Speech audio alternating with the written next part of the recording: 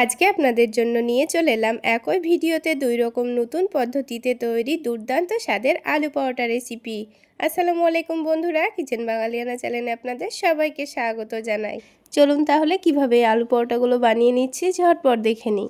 তো তার জন্য সবার প্রথমে বড় সাইজের দুটো আলু মধ্যে থেকে কেটে খুব ভালোভাবে সেদ্ধ করে নিয়েছি। আলু দুটোকে একটা কাঁটা চামচ দিয়ে খুব ভালো করে ম্যাশ করে নিচ্ছি।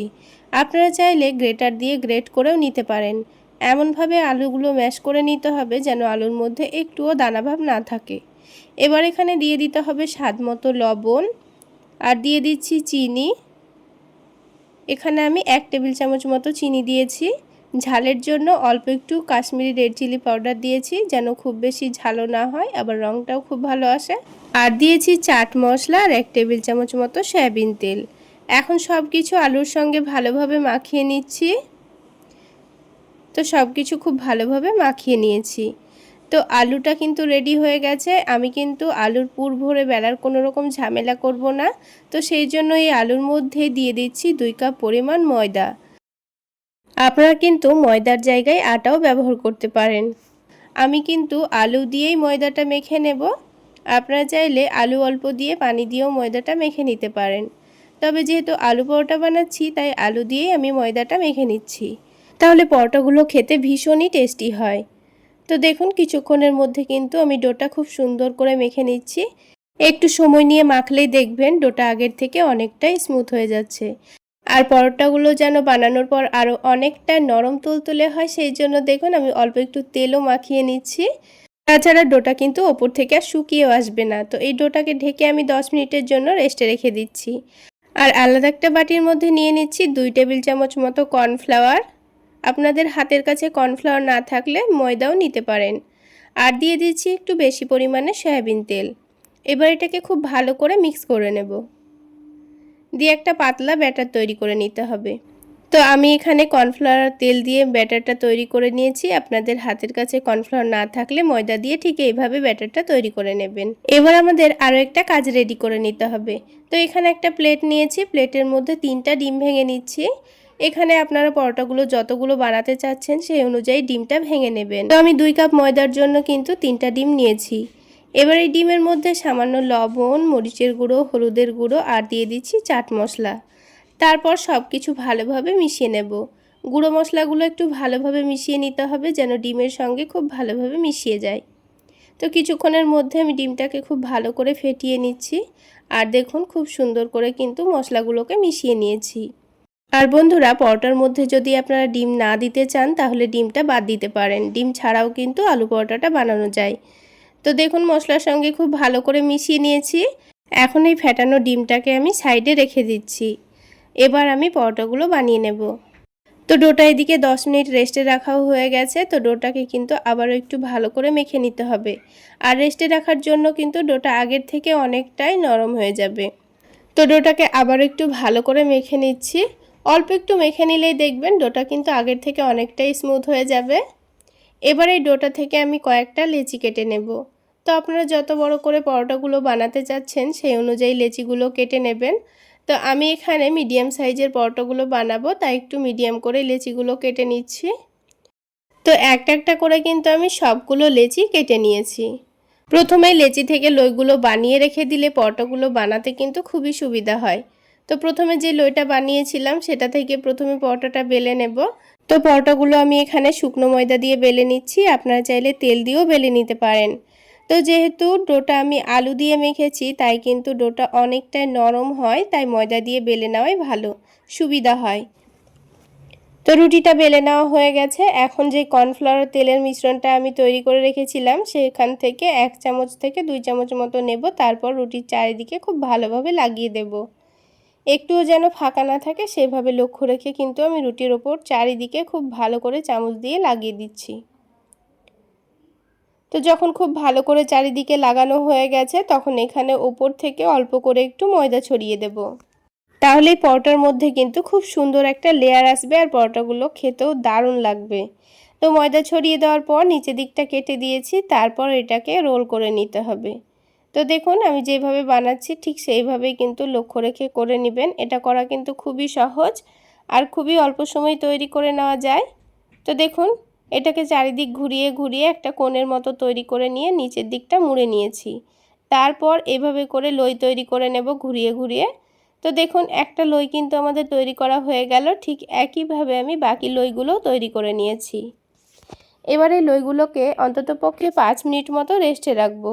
তাহলে এখনকার থেকে লইগুলো অনেকটাই নরম হয়ে যাবে। এবার প্রথমে যে লইটা তৈরি করেছিলাম সেটা থেকেই প্রথমে পরোটাটা বেলে নেব। আর দেখুন আগের থেকে অনেকটাই নরম হয়ে গেছে, আর পরোটাগুলো বানাতেও কিন্তু খুবই সুবিধা হয়। তো এবার আমি আবারও ময়দা ছড়িয়ে দিয়ে পরোটাটা বেলে নিচ্ছি। তো পরোটাটা প্রথমের থেকে একটু মোটা করে বেলে নিয়েছি। তারপর প্যানটাকে হালকা গরম করে নিয়ে পরোটাটা দিয়ে দিয়েছি। এখানে কোনো রকম তেল না দিয়েই উল্টে পাল্টে প্রথমে পরোটাটাকে সেঁকে নেব। আর যখন হালকা করে সেঁকে নেওয়া হয়ে যাবে তখন আমি পরোটাটাকে তুলে নেব। তো তুলে নিয়েছি। এবার প্যানের মধ্যে 1 টেবিল চামচ মতো সয়াবিন তেল দিয়ে দিচ্ছি। আপনারা চাইলে ঘি দিয়েও পরোটাগুলো বানাতে পারেন। আর এই পরোটাগুলো বানাতে কিন্তু খুবই সামান্য তেল লাগে, খুবই অল্প তেলেই পরোটাগুলো ভেজে নেওয়া হয়ে যায়।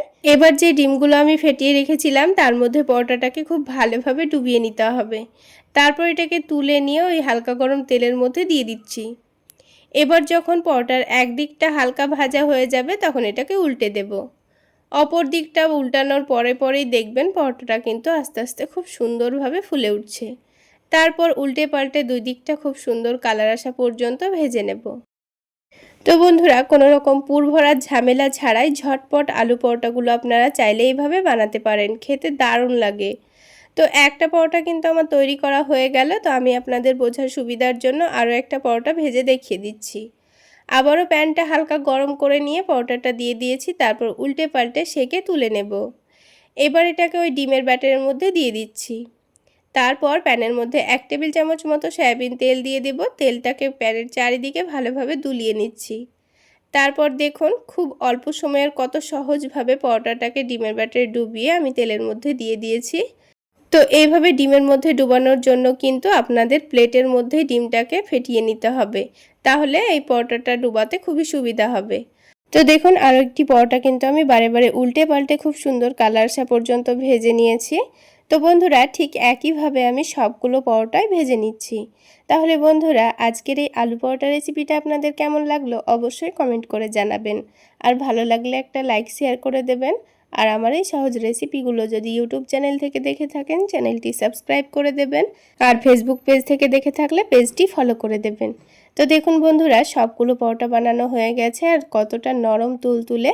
সারাদিন রেখে দিলেও কিন্তু একটুও শক্ত হবে না, ঠিক এই রকমই নরম তুলতুলে থাকবে। একবার এইভাবে পরোটা বানিয়ে খেয়ে দেখবেন। আলু পরোটা এবং ডিম পরোটা দুটো পরোটারই কিন্তু স্বাদ পাবেন একসঙ্গে।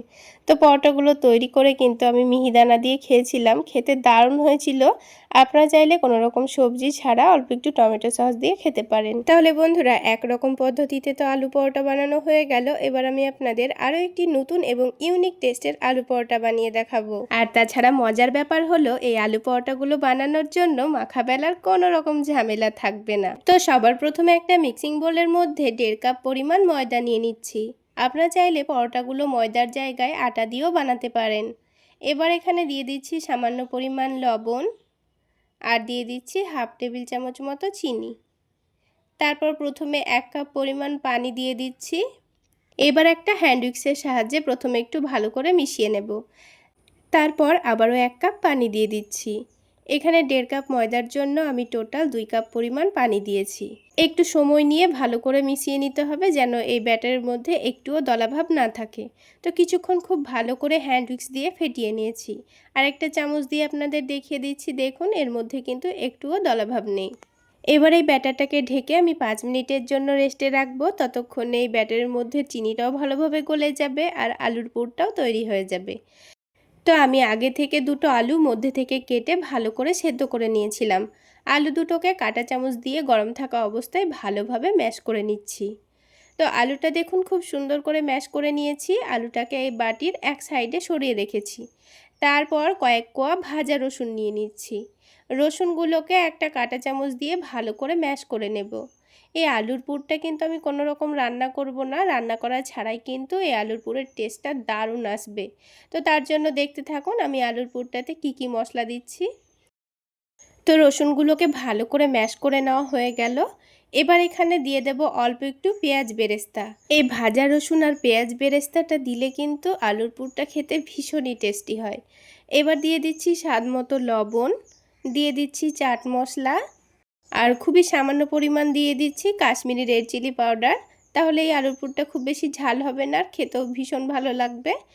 আর যে তেলটা দিয়ে আমি পেঁয়াজ রসুন ভেজেছিলাম সেই তেলটা 1 চামচ দিয়ে দিয়েছি। আর সবশেষে দিয়ে দেব 2 টেবিল চামচ মতো টমেটো সস। এই তো হয়ে গেল। এখানে আর কোনো রকম মশলা ব্যবহার করব না। এগুলোতেই কিন্তু আলুর পুরটা খেতে ভীষণই মজাদার হয়। একবার হলেও আমার রেসিপি ফলো করে ট্রাই করে দেখবেন, খেতে কিন্তু ভীষণ টেস্টি হয়। এইভাবে আলুর পুর বানিয়ে আপনারা আলু পরোটা, আলু দিয়ে বিভিন্ন রকমের স্ন্যাক্স বানিয়েও খেতে পারেন। তো সব কিছু ভালো করে মিশিয়ে নিয়েছি।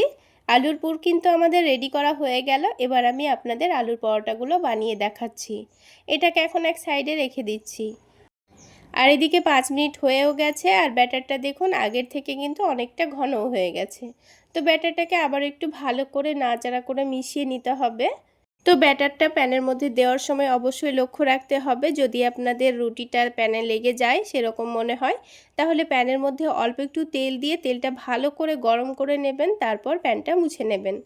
তারপর ব্যাটারটা দিয়ে উল্টে পাল্টে হালকা করে সেঁকে নিতে হবে। তো এখানে তেল না দিয়েই কিন্তু আমি পরোটাটা সেঁকে নিয়েছি। তো এইভাবে করে আমি আপনাদের আরও একটি পরোটা ভেজে দেখিয়ে দিচ্ছি। দেখুন, কোনো রকম তেল ছাড়াই কিন্তু প্রথমে পরোটাটা সেঁকে নিতে হবে। এইভাবে প্যানের মধ্যে 2 চামচ ব্যাটার দেওয়ার পর রুটির মতো করে শেপ দিয়ে নিচ্ছি। তারপর একদিকটা যখন হয়ে যাবে এটাকে উল্টে দেব। তো দেখুন হালকা কালার চলে আসলেই কিন্তু আমি পরোটাটাকে তুলে নিচ্ছি। তো দুটো পরোটা কিন্তু আমার সেঁকে নেওয়া হয়ে গেল। ঠিক একইভাবে আমি বাকি পরোটাগুলো সেঁকে তুলে নেব। তো দেখুন বন্ধুরা, সবগুলো পরোটা কিন্তু আমার সেঁকে নেওয়া হয়ে গেছে। এবার একটা পরোটা নিয়ে নিচ্ছি। তারপর এই পরোটাটাকে মধ্যে থেকে কেটে নেব। একটা পরোটা থেকেই কিন্তু আমাদের দুটো আলু পরোটা তৈরি হয়ে যাবে। তো আমি পরোটাটাকে মধ্যে থেকে কেটে নিয়েছি। এবার প্রথমে কি করতে হবে, যে ময়দার ব্যাটারটা আমি তৈরি করে রেখেছিলাম সেখানে অল্প একটু ময়দা দিয়ে দিয়েছি, দিয়ে ঘন করে আঠালো করে নিয়েছি। তারপর অল্প করে নিয়ে রুটির চারিদিকে ভালোভাবে লাগিয়ে দেব। তাহলে পরোটাটা সেট করার সময় কিন্তু একটু আর খুলে যাবে না।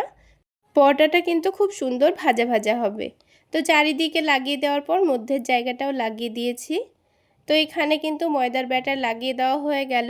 এবার আলুর পুরটা নেব, দিয়ে এই রুটির ওপর এক সাইডে লাগিয়ে দেব। তো এখানে আমি যেহেতু পরোটাগুলো ছোট ছোট করে বানাবো তাই অল্প করে আলুর পুর নিয়ে নিচ্ছি। তো এক সাইডে 1 চামচ লাগিয়ে দেওয়ার পর অপর সাইডেও আরও 1 চামচ লাগিয়ে দিচ্ছি।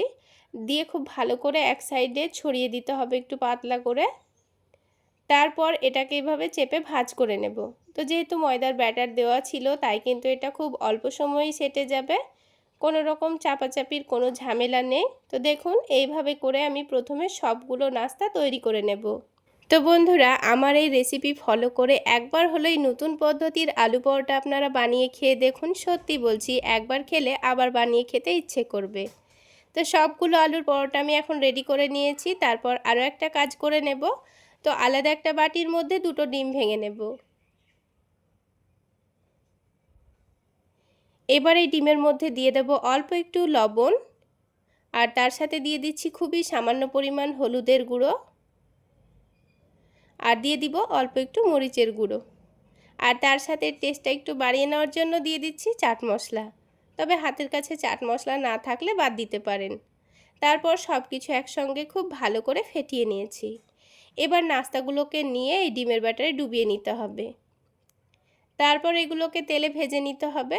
তবে আপনারা যদি চান ডিমের ব্যাটারে না ডুবিয়ে ভাজতে, তাও কিন্তু এটা খুব সুন্দর করে ভেজে খাওয়া যাবে। এবার প্যানের মধ্যে অল্প একটু তেল দিয়ে প্যানের চারিদিকে তেলটাকে ভালো করে দুলিয়ে দিয়েছি। তারপর তেলটা যখন হালকা গরম হয়ে যাবে তখন এখানে ডিমের ব্যাটারে ডুবিয়ে নাস্তাগুলো দিয়ে দিয়েছি। তো একসাথে কিন্তু আমি দুটো পরোটা ভেজে নিচ্ছি। তবে বড় যদি প্যান হয় একসঙ্গে কিন্তু 4টা পর্যন্ত ভাজা যাবে। তো উল্টে পাল্টে যখন খুব সুন্দর কালার চলে আসবে তখন এটাকে তুলে নেব।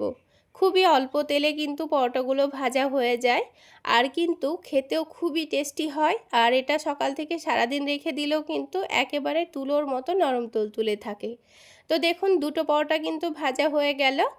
আমি আপনাদের বোঝার সুবিধার জন্য আরও দুটো ভেজে দেখিয়ে দিচ্ছি। তো প্যানের মধ্যে আবারও 1 টেবিল চামচ মতো তেল দিয়ে দিয়েছি। তেলটা যখন হালকা গরম হয়ে যাবে তখন ডিমের ব্যাটারে নাস্তাগুলোকে ডুবিয়ে নিচ্ছি। তারপর তেলটা হালকা গরম হলে আমি নাস্তাটা দিয়ে দিচ্ছি।